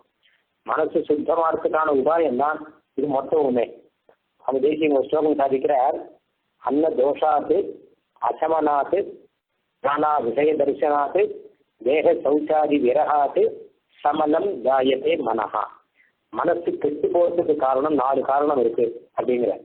முதல் காரணம் என்ன கேட்டா அன்ன தோஷாத்து, சாப்பிட்ற ஆகாரத்துக்கு ஏதாவது தோஷம் இருந்தால், நியாயமான ஆகாரமா இல்லாமல் சாத்விகமான ஆகாரமா இல்லாமல் இருந்தால் மனசு கெட்டு போகும். 2வது அசமனாத்து, அதாவது இந்திரியங்களை எல்லாம் அடக்காமல் கண்டபடி மேய விட்டு இருந்தோம்னா, கண்ணால எது வேணா பார்க்கலாம், காதால எது வேணா கேட்கலான்னு இருந்தா அப்போ மனசு கெட்டு போகும். 3வது நானா விஷய தரிசனாத்து, பல விஷயங்களை எல்லாம் சுற்றி முற்றி பார்க்கிற அப்படின்னால, டிவி முதலானதெல்லாம் சுற்றி இருக்கிற அப்படின்னால மனசு கெட்டு போகும். அடுத்தது தேக சௌச்சாதி விரகாத்து, ஸ்நானங்கள்லாம் ஒழுங்கா பண்ணாக்கா மனசு கெட்டு போகும். சரீரத்துல ஆச்சாரம் அப்படிங்கிறது குடிக்கிறதோ இல்லை சுத்தமா இருக்கிறதுங்கிறதோ சந்தேகத்தை வச்சு வச்சுக்கிறதோ திருமணம் எடுத்துக்கிறதுங்கிறதோ இது மொத்தமே மானச சுத்திக்காக இருக்கு. இதெல்லாம் இல்லாட்டா மனசு கெட்டு போகும் அப்படின்னு ஒரு ஸ்லோகத்தை எடுத்திருக்க, சமலம் ஜாயத்தே மனஹான். அதனால சரீர சுத்தி எனக்கு என்ன, நான் மனசுல சுத்தமா தானே இருக்கேன், சரீரம் எப்படி இருந்தா என்ன இன்னும் கேட்கக்கூடாது. சரீர சுத்தி வழியா தான் மனசுத்தி வர முடியும். இதுதான் நேர்மையான வழி. இல்லை நான் சரீரத்தினால சுத்தமா தானே இருக்கேன், மனசு சுத்தமா இல்லாட்டா என்ன அப்படின்னு கேட்க முடியாது. ஏன்னால் முக்கியமானதே மானச சுத்தி தான். அதுக்காக தான் இந்த சரீர சுத்தியை சொல்லியிருக்கு. அதனால இது ரெண்டும் சேர்ந்து வரணும் அப்படிங்கிறதுக்காக தூயோமாய் வந்தோன்னு பொதுவாக சொல்லியிருக்கார். தூயோமாய் வந்தோம் தூயில பாடுவான், வாயால் முன்னம் மாற்றாதே அம்மா. அம்மானா சுவாமியேன்னு அர்த்தம். சுவாமியே மா சொல்ற நேற்று வார்த்தையை சொல்லும், எங்களுக்கு அனுமதி பண்ணு, பாஷா தர்மம் அவாசி அப்படிங்கிற சீதா தேவி ஆஞ்சநேயர்கிட்ட வாக்குனாலே தர்மத்தை செய்யும், நீ என்னைய பெருமானையும் சேர்த்து வை அப்படிங்கிற. அதனால ஆஞ்சநேயர் என்ன பண்ணார்னா பெருமானையும் பிராட்டியும் சேர்த்து வச்சார். என்ன பண்ணார்னா வாக்குனாலதான் சேர்த்து வச்சார், வேற ஒன்றும் பண்ணல. இவர் சீதாதேவியை கொண்டு போய் நேர பெருமாள் கிட்ட சமர்ப்பிச்சுடணும், வேலை பண்ணிட்டு போய் அப்படின்னு ஆசைப்பட்டார். ஆனா அது வேண்டாம், பாச்சா தர்மம் அவாப்னி, வாக்குனாலே சேர்த்து வாக்குனாலே தர்மத்தை செய் சொன்ன மாதிரி வாயால் முன்னம் மாற்றாதே அம்மா, நீ நேய நிலைக்கதவும் நீக்கு. இந்த அழகான இந்த கதவு இருக்க மணிக்கதவும் அதை நீக்கி அதை திறந்து எங்களுக்கு கிருஷ்ணனுடைய தேவையை நீ பண்ணி வைக்கணும் இன்னும் அவர்கள் கிட்ட பிரார்த்திக்கிறார். அழகான கதவும் அது நேய நிலைக்கிறது. நேயம் நேயம்னா பாசத்தோடு கூட சேர்ந்து இருக்கு, பொருந்தி இருக்கு, கிருஷ்ணனோட பொருந்தி இருக்கு, கிருஷ்ணனுடைய பாவத்தோட பொருந்தி இருக்கு. அது எப்ப திறக்கணும் அப்படிங்கிறது கிருஷ்ணனுடைய பாவத்தை அனுசரிச்சு இருக்குமா. கிருஷ்ணன் எப்ப நினைக்கிறானோ அப்ப கதவை திறக்கும், கிருஷ்ணன் எப்ப நினைக்கிறானோ அப்ப கதவு மூடும். அதனால அவனுக்கு தெரியும் எல்லாமே எப்ப திறக்கணும் எப்ப மூடணும் அப்படிங்கிறதெல்லாம். அதனால அப்படிப்பட்ட நேய நிலைக்கதவும் திருமலையில திருவேங்கடவுடைய கதவு எப்ப திறக்கும் எப்ப மூடும் அப்படின்னா பகவான் நமக்காக எப்போது கதவு திறந்து வச்சுருக்க. ஏதோ ஒரு நாளைக்கு 1/2 மணி காலமோ இல்லை 1/4 மணி காலமோ இல்லை 3/4 மணி காலமோ இல்லை ரொம்ப ரொம்ப அதிகப்படி போனா 1 மணி காலமோ அதுக்கு வேற கதவை பூட்டுறதே கிடையாது அவர். ஏன்னா அவருடைய எண்ணத்துக்கு ஏற்ற மாதிரி அந்த கதவும் இருக்கான்.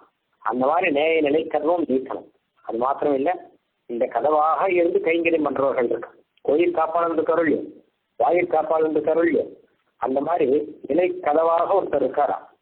குலசேகரர் சொல்ற, படியாய் கிடந்து உன் பவனவாய் காண்பேனே, செடியாய வல்வினைகள் தீர்க்கும் திருமாலே, நெடியானே வேங்கடவா நீ கோயிலின் வாசல், அடியாரும் வானவரும் அறம்பயிரும் கிடந்து இயங்கும், படியாய் கிடந்து உன் பவனவாய் திருநேரம் என்ன, ஒரு படியாக இருந்திருந்து பெருமாளுக்கு நான் கைங்கரியம் பண்ணுவேன் அப்படிங்கிற அந்த வார்த்தை ஒரு கதவா இருந்து கைங்கரியம் பண்ணலாம் அப்படின்னு நினைக்கிறவர்கள் பலர் இருக்கலாம். பல நித்திய சூரிகள் கதவாக இருக்கலாம், இல்ல முக்தர்கள் கதவாக இருக்கலாம். அதனால கோயில் காப்பாளன் மாதிரி, வாயிற் காப்பாளன் மாதிரி இது கதவா ஒருத்தர் இருக்கிறோம், அந்த கதவா இருக்கிறவரை கைங்கரியம் பண்ண சொல்லி அவரை திறக்க வைத்து அவர் மூலமாக எங்களுக்கு பெருமாளை செய்ய பண்ணணும். கதவா இருக்கிறவர் கோயில எல்லாமே நித்திய சூரிகள் தான். பெருமாளுக்கு கைங்கரியம் பண்ற அச்சேதன பொருள்கள் உட்பட எல்லாமே பெருமாளுக்கு கைங்கரியம் பண்றதாக நாம நினைக்கணும். அப்படிதான் ஆச்சாரியர்களா நினைச்சிருக்கா. ஏன்னா எல்லாருமே பல சந்திரமா இருந்து கைங்கரியம் பண்றார், மண்ணியா இருந்து கைங்கரியம் பண்றார், புஷ்பமா இருந்து கைங்கரியம் பண்றார். இப்படிதான் சீவை குண்டர்கள் இருக்கு. சேத்தனர்கள் எல்லாமே பல ரூபத்தை எடுத்து கைங்கரியம் பண்ணிட்டு இருக்கலாம் ஜீவர்கள் எல்லாருமே. அதே மாதிரி திருவேங்கடமலையிலும் சொல்றது சண்பகமாய் நிற்கும், சம்பகமாய் நிற்பேன் அப்படின்னா குலசேகரர் சொல்ற. அது செண்பக பூவா இருப்பேன், இல்ல ஒரு அருவியா இருப்பேன், இல்ல திருவேங்கடமலையில மலையா இருப்பேன், இல்ல திருவேங்கடமலையில ஒரு குளமா இருப்பேன், இல்ல திருவேங்கடமலையில கொக்கா இருப்பேன், ஏதோ ஒன்னா இருக்கேன். நான் இருந்து எம்பெருமானுக்கு கைங்கரியம் பண்றேன். எம்பெருமான் பொன்மணி மேல் ஏதேனும் ஆவதுமே, அதாவது நான் எதுவா இருக்கேன் அப்படிங்கிறது முக்கியம் இல்லை, என்னவா இருக்கேன் அப்படிங்கிறது முக்கியம் இல்லை, எம்பெருமான் பொன்மலையில இருக்கேன், அவனுக்கு உபயோகப்படும்படி இருக்கேன் அப்படிங்கிறத முக்கியமே தவிர எதுவா இருந்தா என்ன, சேதனமா இருந்தா என்ன, அச்சேதனமா இருந்தானே எப்படி இருந்தா என்ன, பெருமானுக்கு கைங்கரியம் பண்றவனா இருக்கேன் அப்படிங்கிறதா முக்கியம் அப்படின்னு எம்பெருமான் பொன்மலைவே ஏதேனும் ஆவேனே அப்படின்னு குலசேகரர் அப்படி செய்த அந்த ரீதியில இப்போ நேசநிலை கதவும் இருக்கு. ஆனால் அந்த நேசநிலை கதவும் நீக்கேலோர் எவ்வாவார் என்று கோயில் காப்பாளர்கள், வாயில் காப்பாளர்கள் இவர்களுடைய அனுமதியை வாங்கிட்டு இவர்கள் நந்தகோபன் சன்னதிக்கு உள்ளுக்குள்ள போய் சுப்பிரபாதம் பாடப் போகிறார்கள் அப்படிங்கிறது இந்த பாட்டினுடைய சாரம். இந்த நாயகனாயன் என்ற பாசம் ரொம்ப ரொம்ப விசேஷமான பாசம். கிருஷ்ணன் சன்னதிக்கு நம்மளை அழிச்சுட்டு போற அழகான பாசம். இதுவரை பகவதர்கள் எல்லாம் சேர்த்துட்டாச்சு. இனிமே பகவத் அனுபவம் கொட்ட போகுது, ஆரம்பம்.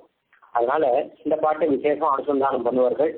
திருப்பாவை 30 நாளும் நம்ம தனுர்மாச ஆராதனம் அப்படின்னு திருப்பாவை ஆராதனம் பண்ணும்போது இந்த பாசுரத்தை சக்கர பொங்கல் பண்ணி திருமாலுக்கு நிவேதனம் பண்றது வழக்கம். இந்த பாட்டினுடைய சுவாபதேசத்தை பற்றி பார்க்கும்போது, நந்தகோபனுடைய கோயில் காப்பானே, கொடித்தோன்றும் தோரண வாயில் காப்பானே அப்படின்னு கடகர்கள், அதாவது பெருமாளை நம்மையும் சேர்த்து வைக்கிறவர்கள் ஆச்சாரியர்கள், அவர்கள் தான் முக்கியம். பெருமாளை சேவிக்கிறது காற்றும் பெருமாளை சேவை பண்ணி வைக்கிறவர்கள் ஆச்சாரியர்கள். எம்பெருமானை காட்டியும் கூட்டியும் கொடுப்பவர்கள் அப்படின்னு சொல்லுவார். எம்பெருமானை காட்டி கொடுக்கிறவர்கள் அவர்தான், எம்பெருமானை கூட்டி கொடுப்பவர்களும் இந்த ஆச்சாரியர்கள் தான். அவர்கள் தான் நமக்கு பரம உத்தேசியர்கள். அதை இந்த பாட்டு காண்பிக்கிறது. சித்திர் பௌதிவா நேதி சம்சயா அச்சுத சேவினாம் சம்சயத்து தத் பக்த பரிச்சரியா ரசாத்மனாம் அப்படின்ற ஸ்லோகம் தேசியம் எடுத்துட்டார். பகவானை சேவிக்கிறவாளுக்கு சித்தி வருமா வராதா இல்லை சம்சயம் இருக்கலாம், பலன் கிடைக்குமா கிடைக்காதா இல்லை சம்சயம் இருக்கலாம். ஆனால் பகவானை சேர்த்து வைக்கிற ஆச்சாரியர்களுக்கு கழியும். அந்த ஆச்சாரியர்களை யார் சேவிக்கிறாரோ அவளுக்கு சம்சயமே கிடையாது, கட்டாயம் சித்தி கிடைக்கும். அவன் என்ன நினைக்கிறானோ, என்ன பலன் நினைக்கிறானோ அந்த பலன் கட்டாயம் கிடைக்கும் அப்படின்னு இந்த ஸ்லோகத்துக்கு அர்த்தம். சம்சயா தன் பக்த பரிச்சரியா ரசாத்மனா, ஆச்சாரியர்களுடைய பரிச்சரியை பண்ணிட்டு கூட இருக்கிறதுக்கு சம்சயமே கிடையாது. ஆழ்வாரும் சொல்ற, வேறாக ஏற்றி இருப்பாரை வெல்லுமே மற்றும் அவரை சாத்தி இருப்பார் சமம். பெருமாளை ஏற்றி இருப்பவரை கூட அந்த பெருமாளை ஏற்றி இருப்பாரை சாத்தி இருப்பார் யாரோ அவர்களுடைய பாக்கியம்தான் ரொம்ப விசேஷமானது என்று சொல்ற. பல இடங்கள்ல ஆழ்வார் பாசனங்கள்ல இந்த விஷயத்தை நாம பார்க்கிறோம், சுவாமி தேசியன் பாசனங்கள்லயும் பல இடத்துல பார்க்கிறோம். அதனால ஆச்சாரிய கூட எல்லாமே ஆச்சாரிய முன்னேற்று இருந்தாலும் செய்யணும். அதனால கடகர்களான ஆச்சாரியர்கள், சேர்த்து வைக்கிறவர்களான ஆச்சாரியர்கள் தான் நமக்கு முக்கியமானவர்கள் அப்படிங்கிறத இந்த பாசுரம் எடுத்து சொல்றது. அதுலயும் நாயகனாய் நின்ற நந்தகோபனுடைய கோயில் காப்பானே, கொடித்தோன் தோரண வாயில் காப்பானே இதெல்லாம் வச்சு பார்க்கும்போது பகவத் ராமானுஜரை சொல்ற மாதிரி இந்த பாசனம் அமையிறதுன்னு ரொம்ப அழகா சொல்லுவான். முன்னாடி நந்தகோபனை நாயகனாய் நின்ற நந்தகோபன் அப்படின்னு அந்நியாபதேசத்துல அர்த்தம் பார்க்கணும். நந்தகோபன் நாயகனா இருக்கானா, நந்தகோபன் எப்ப நாயகனானா அப்படின்னா நமக்கு நாயகனான கிருஷ்ணனுக்கும் நாயகனான அப்படின்னால நந்தகோபன் நாயகனா இருக்கான். நமக்கு நாயகனா இருக்கிற கிருஷ்ணனை தரக்கூடியபடினாலே நமக்கு தந்தபடினாலே நந்தகோபன் நாயகனா இருக்கான்.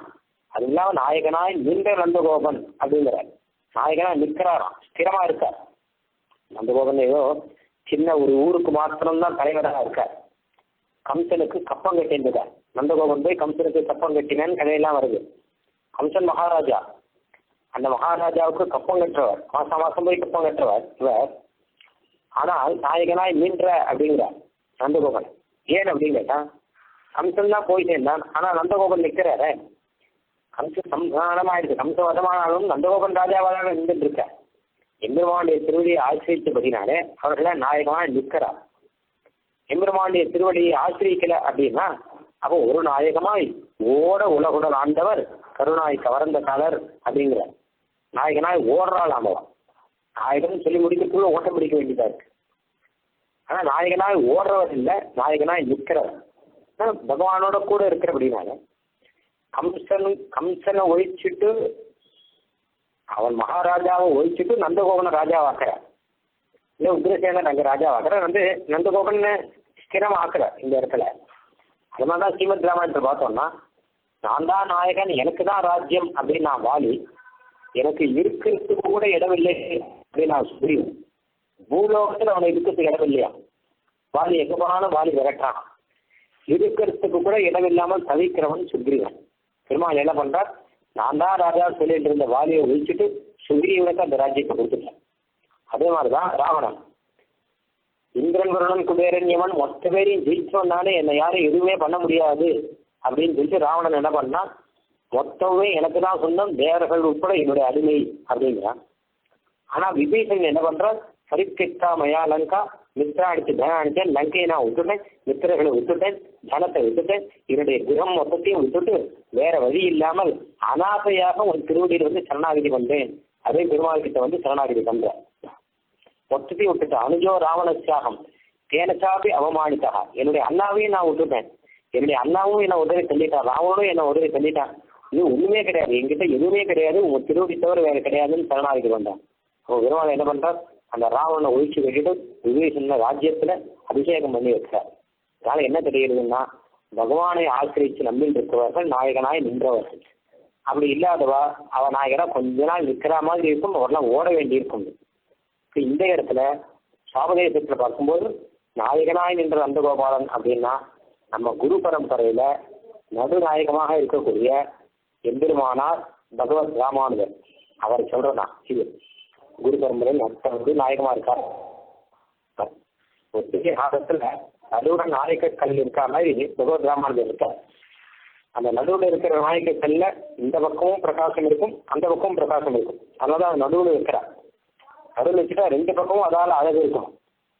அந்த மாதிரி பகவத் ராமானுஜர் இருக்கிறபடினால குரு பரம்பரையில முன்னாடியும் அழகா இருக்கு, பின்னாடியும் அழகா இருக்கு. முன்னாடி என்னன்னு கேட்டாங்கன்னா பகவத் ராமானுஜருக்கு முன்னாடி யார் யார் இருக்காளோ பெரிய நம்பிகள், ஆள வந்தார், நாகமணிகள் முதலானவர்கள்லாம் அவர்களுக்கும் பெருமை சேர்க்கிறார் இவர். பின்னாடி யாருக்கானா பகவத் வந்தார் அப்படின்னா பிள்ளான் முதலான ஆச்சாரியர்கள், பிள்ளான் தேசிகன் முதலானவர்கள், அவர்களுக்கும் பெருமை சேர்க்கிறார் பகவத் ராமானுஜர். ஆனா குரு பரம்பரையில் நடுவுல இருந்து ரெண்டு பக்கம் பெருமை சேர்க்கிறாராம். சத்திய சம்யமீனாம் பிரணம்ய சரணம் அப்படிங்கிறார் நியாயபரிசுத்திர சுவாமி தேசிகன்.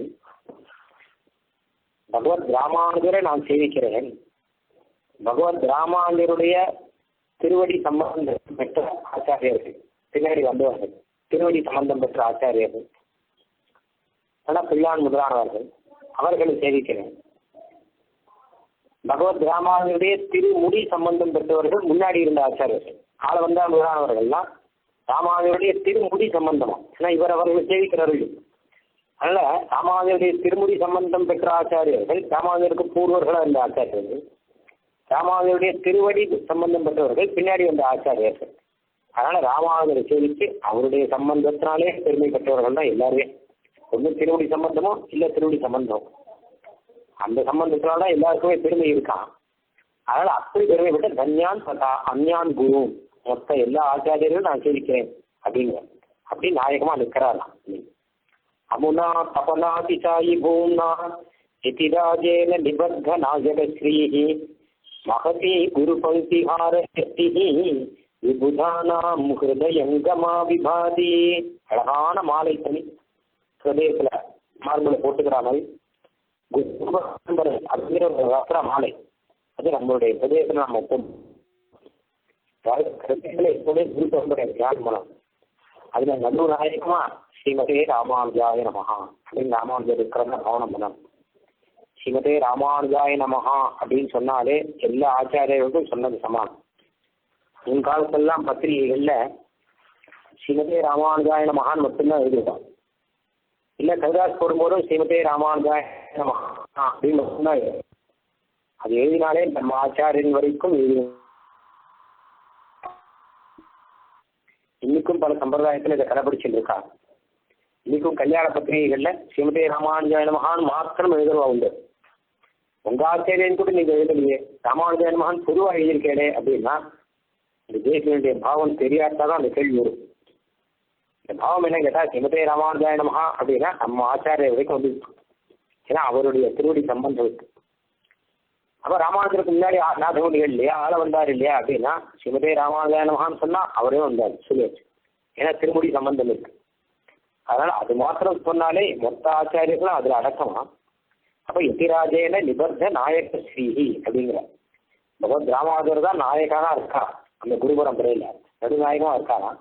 மகதி குரு பங்கி ஆரயஸ்திஹி விபுதானாம் ஹிருதயங்கமா விபாதி அப்படிங்கிற அந்த ஒரு குரு பங்கி அப்படிங்கிற ஒரு மாலையை நம்ம பிரதேசத்துல தெரிச்சுக்கணும். நடுவில் நாயகக்கெல்லாம் பகவத் ராமானுஜரை வைக்கணும் அப்படிங்கிற அப்படி நாயகனா என்றது அந்த கோபுரி நாயகனா நின்ற அப்படிங்கிறது இப்போ கோயில் காப்பானேங்கிறது பேரு. நந்தகோபுரனே கோயில் காப்பானே. ராமானுஜர் தான் பல கோயில்களை காப்பாற்றினார். பல சம்பிரதாயம், ஸ்ரீரங்கம் கோயில் சம்பிரதாயமோ இல்லை திருமலை கோயில் சம்பிரதாயமோ இல்லை காஞ்சிபுரம் கோயில் சம்பிரதாயமோ இது எல்லாமே ராமானுஜர் ஏற்படுத்தி வச்சதுங்க. அப்படின்னால கோயில் காப்பாளனா இருக்கார், வாயிற் காப்பாளனா இருக்கு. வாயிற் காப்பாளனா எப்படின்னு கேட்டோன்னா வேத மார்க்கம் இருக்கும். ஸ்ரீமத் வேத மார்க்கங்கிறதான பெருமாண்டிய மார்க்கம், அதை காப்பாற்றுறாரா இவர். கர்ம பிரம்மாத்மகே சாஸ்திரே கௌதஸ்குத நிவர்த்தகானே வந்தே ஹஸ்திகிரி சஸ்ய தீதி சோதக கிங்கரானே. காஞ்சிபுரம் பேருளாத பெருமாளுடைய மார்க்கம் இருக்கும், வேத மார்க்கம், ஸ்ரீமத் வேத மார்க்கம். பிரதிஷ்டாபனம் பண்ண ஆச்சாரியர், அந்த வெளியை காப்பாற்றுற ஆச்சாரியர் இவர்கள் கொடி தோன்றும் விஜயதன் நாட்டார். நம்மளுடைய சித்தாந்தம் தான் அப்படிங்கிறத ஸ்தாபித்து கொடிய சௌதா பத்த தைத்திர துவஜ பட பவன ஸ்பாத நிர்பூத தத்தத் சித்தார்த்த ஸ்தோம தூட சபத விபதத வியக்த சத்வர்த்தனீகா அப்படின்னு அந்த மார்க்கத்தை பத்தி சொல்ற. கொடி தோன்றும் அப்படிங்கிற மார்க்கம் இருக்கும், அதை பத்தி இந்த ஸ்லோகத்தை விஸ்தாரமா சொல்ற. ஆச்சாரியர்களா விஜயத்தை மாற்றி அழகா கொடியை பறக்க விட அந்த கொடியிலிருந்து காத்து நல்லா வீச அந்த கொடி காத்துல பட்டு பிற மதங்கள்ல பஞ்சு மாதிரி இருக்கான். அதெல்லாம் இந்த காற்றை பட்டு எங்கேயோ தூர போய் விழறான். இந்த மார்க்கத்திலே இல்லாமல் தூர போய் விழ இந்த மார்க்கம் அப்படி பரிசுத்தமாக ரொம்ப சுத்தமாக அழகா அமைஞ்சிருக்கு. பிற மதங்களுடைய சம்பந்தமே இல்லாமல் அழகா இந்த வைஷ்ணவ சம்பிரதாயம் அப்படிங்கிற அமைஞ்சிருக்கு அப்படிங்கிற அப்படிப்பட்ட கொடி தோன்றும் தோரண வாயு காப்பானே மணிக்கதவன் தாழ்த்திரவாய் ஆயிரம் சிறுவீரோமுக்கு ஒண்ணுமில்லாத சின்ன பாலர்களா நாங்க வந்திருக்கோம், சிஷ்யர்களா நாங்க வந்திருக்கோம். அதே மாயன்மணி வந்தன் முன்னாலே வாயிலே இருந்தான். எம்பெருமான் முன்னாடியே சொல்லிட்டான். என்ன சொல்லிட்டான்? பகவத் ராமானுஜர் அவதாரம் பண்ண போறார் அப்படின்னு பொலிக பார்த்துக்கிட்டே சொல்லிட்டார். வேதாந்த தேசியன் அவதாரம் பண்ண போறார் அப்படின்னு வெங்கடாச்சல மகாத்மியம் புராணத்திலேயே சொல்லிட்டான். கிருஷ்ணன் ஸ்ரீகிருஷ்ணன் அப்படிங்கிற விபரத்தை வச்சு வேதாந்த தேசியன் அவதாரம் பண்ண போறார் அப்படிங்கிற சொல்லிட்டான். ஆனா நின்னலே வாயிலே இருந்தான். பெரிய ஆச்சாரியருடைய அவதாரத்தை வச்சு எம்பெருமான் முன்னாடியே சூச்சனம் பண்ணிட்டான். தூயமாய் வந்தோம் தூயிலிட பாடுவான். நாங்களாம் ரொம்ப சித்தனதாக கார்பண்ய தோஷோபகத சுபாவா பிச்சாமித்வா தர்ம சம்மூட சேதாகனு அர்ஜுனன் சொன்ன மாதிரி அர்ஜுனன் பகவத்கீதை எப்படி சுத்தமா இருந்து கேட்டானோ அந்த மாதிரி சுத்தமான புத்தியோட வந்திருக்கோம். சத் புத்தி சாது தேவின்னு தேசியம் சொல்றார். சிஷ்ய லட்சணங்கள்லாம் முன்னம் மாற்றாதே அம்மா இதே நிலை கதவும் இருக்கு. எங்களுக்கு ஞானத்தை மறைக்கக்கூடிய கதவை கொள்ளும். அது அந்த கதவை நீக்க திரும் பாவகா அப்படின்னு சொல்ற சிவாட்சியத்துல எம்பெருமானார் மறைக்கிறதா ஒரு திரை இருக்கான். அந்த திரையை எடுக்கணும் அப்படிங்கிறதாக ஒரு பாவம் இருக்கு அந்த இடத்துல. அப்போ வருது சிவாசிட்ட அந்த மாதிரி எங்களுடைய திரையெல்லாம் நீக்கி எங்களுக்கு ஞான வெளிச்சத்தை கொடுக்கணும் பிரார்த்திக்கிற மாதிரி இந்த வாசனம் அழகாக இருக்கு. ஆண்டாள் திருவடிகளே சரணம்.